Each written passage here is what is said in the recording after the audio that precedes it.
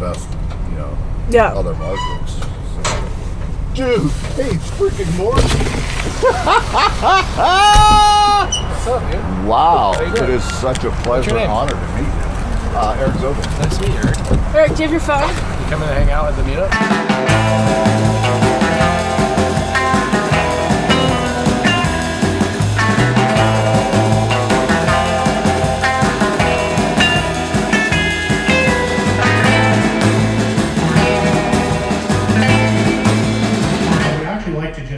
Give a happy birthday and give Pace a quick little song for you, sir.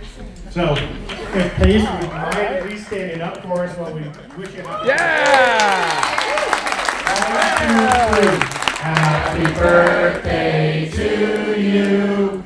Happy birthday to you. Happy birthday, dear Pace.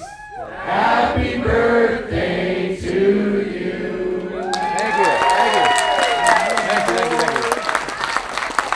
Are you having me come up? Yeah, let's do this. I appreciate you. All of the sponsors came in here and put money up so we could all be in here. How much money did you guys pay to be in here? A lot. Well, zero. Who paid $0 to be in here besides your gas money? Okay. So we got to be grateful. The problem is if we haven't paid for something, a lot of times we don't appreciate it. And so I want to make sure that tonight you guys walk away with what you need. Okay? Who in here feels like they're stuck? They need something. They feel like you are? Yes. Bro, you got the greatest angel on the planet. Best cheerleader ever. Best cheerleader. Okay, cool. So Tommy, where are you stuck, brother? How can we help you tonight? Well, we're paying someone else's mortgage. Okay. So, and I'm kind of new to sub too, so I'm kind of trying to figure out whether I want to go with RV parks.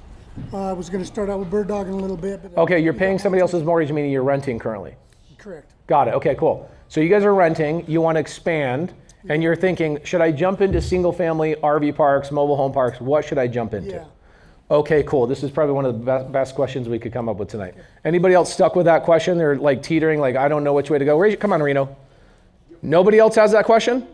Or you don't know the question? Great question. Okay, so the question basically is like, I don't know exactly what path to go. Should I wholesale? Should I fix and flip? Should I go after single family? Should I acquire stuff? Okay, you are in your 50s? Mm-hmm. Okay. Whenever you hear people talk about wholesaling, I want you to realize that that is not for you. Why? Well, personally, I don't think wholesaling's for me because I'm not ready for it. I don't think you'll ever want to, I think you've been beyond ready for it. Yeah, I don't think I'm quite ready for it, and because I'm not really that familiar with wholesaling as of yet. I've been really paying attention and following you with the RV park acquisitions. Okay. And I like that. Okay, cool.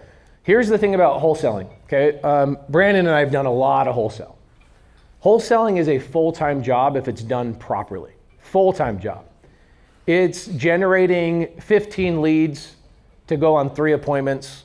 Out of those 3 appointments, you get 1 contract. You got to find buyers. You're all over the place, building systems and processes. And it's a very transactional business, meaning if I don't get a deal today, I'm not getting paid today. Versus like my RV parks, mobile home parks, my apartment buildings, these types of things, I can forget that I own them and then I get a check for $25,000. Like, oh, I guess I own something. Okay. You're at a point in your life where you don't want to go chase transactional stuff because what happens is the first question people ask me about wholesale is, how do I get into wholesale? The next question they ask me is, how do I get out? Okay. Wholesaling is a temporary position in the real estate industry. Okay. And sorry to say this to my licensed real estate agents also are the same exact thing. You're not meant to be somebody else's service provider the rest of your career. What do I mean by that? If you're a real estate agent in here and your main source of income is being a real estate agent, you are a transactional business. It means what happens when the interest rates go up? What happened the last couple of years to real estate agents? Who's an agent that's felt the pain over the last couple of years? I have people that are like don't want to admit they're agents because they think I'm going to beat them up. I can look at people and be like, you're an agent, but you don't want to admit you're an agent. Okay, so agents are transactional. You don't want to go chase a transactional business at your phase of life, right? So wholesale's great, but most people jump into wholesale because they need a new career path. not an investment path. Wholesaling is not an investment path, it's a career path. It's more like, it's not the 9 to 5 of real estate, it's like one notch above a 9 to 5. You can make $1 million a year as a wholesaler, but you gotta have a team of 5 or 6 young people. Worst part about wholesale, did you have acquisition guys on your team? I did. They're the worst, right? No, they're rough. They're rough. Why are acquisition people rough? If I build a wholesale business, I have to generate a ton of leads. I have to have other people handle those leads. Those people are like used car salesmen. That's their personality type, which I love used car salesmen. I'm just saying, they have to be somewhat entrepreneurial minded, kind of like me, kind of like you, acquisition minded, people minded, which means they're not going to stick around a long time. The only position in real estate that doesn't stick around a long time is the real estate acquisition person on a wholesale team. Okay. Who in here is in the title or mortgage industry? Okay, how long do escrow officers stay at the title companies you work with? Well, I am mortgage. Okay, I know, but you work with people in escrow, I'm sure. I've known escrow people for years and years. 30, 40 years, they will stay in the same position. So for me, where everything changed from this, again, people in the same, like rooms like this changed my life. I had a friend of mine, Steve Trang. I don't know if a lot of you guys probably should know Steve Trang. He has a big podcast. And I was at a mastermind dinner with him, and he was saying, I own a title company. I'm like, you own a title company? And he goes, yeah. I go, you mean you affiliate for a title company? Like you send them files and they pay you a fee? He goes, no, I bought a title company. I'm like, we can do that? He goes, yeah, I make 30 grand a month off the title company. I only own 12% of the title company. I'm like, how the crap did you do that? Because I'm thinking I got to do everything with no money out of my pocket, all that kind of stuff. The reality is when I was running my wholesale business, I would go do $100,000 in assignment fees and I would take home 30 grand. Why? Because you got marketing, acquisition guys, disposition guys, everybody works on commission and they're heavy commissions. And so you go generate $100,000 in assignment fees, you're maybe making $30,000, $40,000 a month, unless you're doing all the acquisition and disposition yourself, right? When you start building a team, you're gonna give over half of that money away to a team, and now you got a babysitting job. Right. It's kind of like being a broker when you have 20, 30 agents. It's more of a babysitting job than it is actually a moneymaker. Okay, so wholesaling is amazing, but it's more of a replacement of a career than it is a new side hustle. Nobody's wholesaling as a side hustle, you're not gonna make it. Okay. Make sense? Yeah, it does. Okay, so that's one thing, and I hope to distract you from wholesale, but I want you to meet all the wholesalers. Okay. Why? Well, those are the people I'm gonna be able to, those are where I'm gonna generate my leads. And yeah, they'll bring, you just say, hey, I'm a buyer, I wanna touch RV parks. Okay. Bring me RV parks. Then that way you don't have to generate the leads, do the negotiations, you don't have to do any of that stuff. Somebody else that is a wholesaler will bring that to you. Okay. A skill I would rather you do, Monica, let me ask you a question. What's a better skill to learn where in the phase you're in right now? Is it generating more leads as a wholesaler or learning how to raise more capital? Raise capital. Okay, so the skill I would want you to learn, you're in sub 2. This is a crazy stat. Our community right now, sub 2 owns 7% of the entire RV park industry, 7%. That's bonkers, okay? In a couple of years, I'd say, I believe that by 2030, we'll be at like 25 or 30% of the entire RV park industry will be owned by us. You, my friend, will be able to buy one of those. So I would make sure you're becoming friends with Monica. I know Monica. Okay? Asking her questions, hey, what do you think about this, etc. The number one skill I would focus on for you specifically is raising money. Why? Okay. Because you're gonna have an RV park that hits your lap, and the second an RV park hits your lap, you're like, crap, where's the down payment gonna come from? Even though it might be an incredible deal. Did I only bring some of the money to the table, or did I raise all the money? He raised all the money. Okay, I raised all the money. I don't know. I didn't know. I really don't know. The second one that's in Nevada City, yeah. Patrick Mahoney. Yeah, am I involved in that one? Well, we'll know Monday, but I'm pretty sure. Okay. Oh, that one. The one in, yeah, I wanted to go to it. I wanted to buy it. Yeah. I told him, I go, don't go there, let me buy it. Yeah. Okay, so he brought it over to you. Yeah. Well, we were already partners on it, but you didn't know. Okay, cool. So I have a skill of raising capital. So people will come to me and go, hey, I got a deal, I'm stuck. What's gonna happen is Monica's not gonna need to use me anymore because she'll have the money raising muscle that she's learned. In the process right now as my structure of my company is I got to learn how to raise capital. There you go.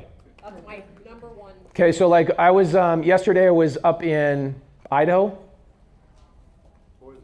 Boise, there you go, thank you. But I was like an hour north of Boise in Emmett, I think. And I was with 5 Owners Club members. They just bought 3 parks in 18 days. And I already knew the answer, but I wanted them to say it on camera. I said, what's the number one skill you actually acquired over the last couple of months? And their answer was raising money, like you told us 6 months ago. I said, don't worry about RV parks.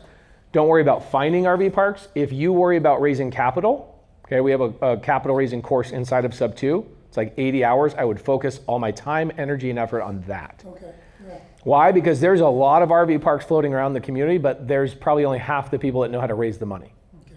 Now, this actually hurts me for me to tell you this because I know how to raise money. I'd rather you just keep coming to me. But how do we scale as a community if I'm the one that's gobbling up all the RV parks? Right. I need to be 1% of the transactions. You guys need to be the other 99%. So here's the 2 things I would focus on for you specifically. You need to find the people that are the young dudes that are out cold calling and banging the phones and finding the opportunities. Like Patrick Mahoney is one of those young dudes that finds an RV park. He wants to buy it himself because it's close to his house. But Patrick is a guy that's going to be banging the phones and finding RV parks in abundance to the point where he can't buy all of them. You need to be a buyer for him. Okay, yeah. So don't learn how to generate leads for RV parks. Gobble up those leads for being a part of the community. Okay. Spend your other time learning about raising capital. Go watch the Raising Capital course and then start asking questions specifically there.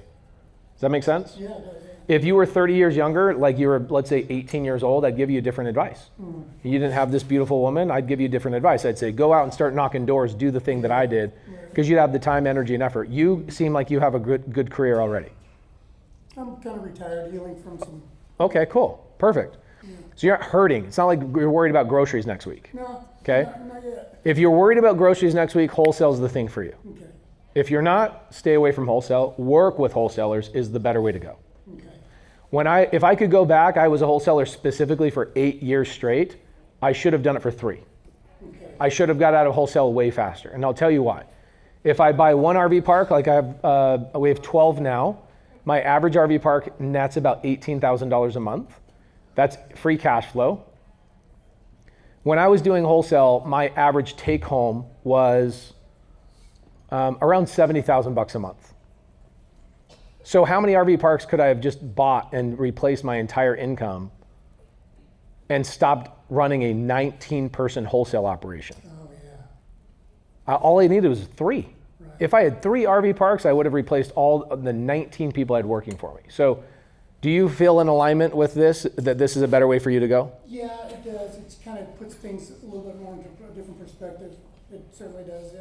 Okay, so this is the same goes I from... first started out with the bird dogging, and then I got distracted with the RV parks, and then it's kind of like, but that kind of puts me back into a little better focus. One thing I would also add is, like, some people go, I'm getting distracted. I would say you didn't get distracted. You were aware that you were capable of more. Okay. Yeah.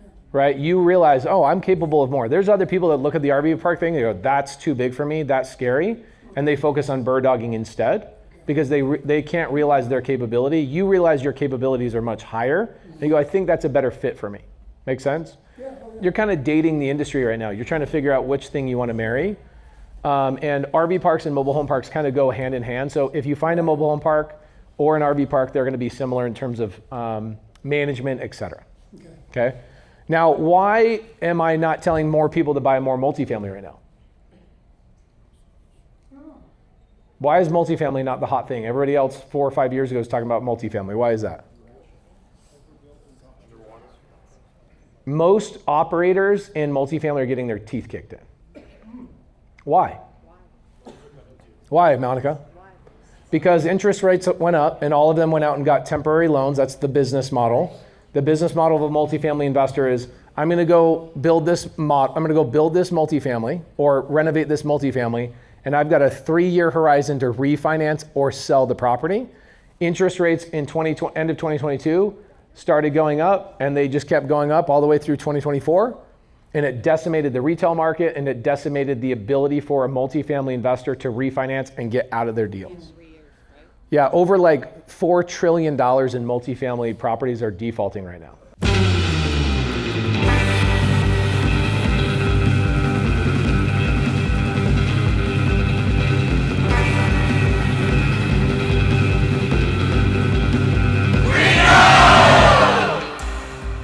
really good, huh? 35. This is Monica. She's my good friend, and we're going to partner on a park. When are we? How big is our park? How many spots? We have 76 spaces. 76 and it's actually spaces. the Permian Basin. It's the oil. They just found another for pumping. 1.6 billion barrels of oil there in where we're buying a park. 76 spaces. Boo! Yeah, best birthday 22 present. acres. Guys, check it out. Brandon, thank you so much. Andy, thank you so much. All the leaders in Reno, we love you. They're talking up there. Otherwise, I'd be talking a lot louder. Let's freaking go. Hey. Okay, we'll move that. That's not going to be the good part anyway, the phone down. See you later.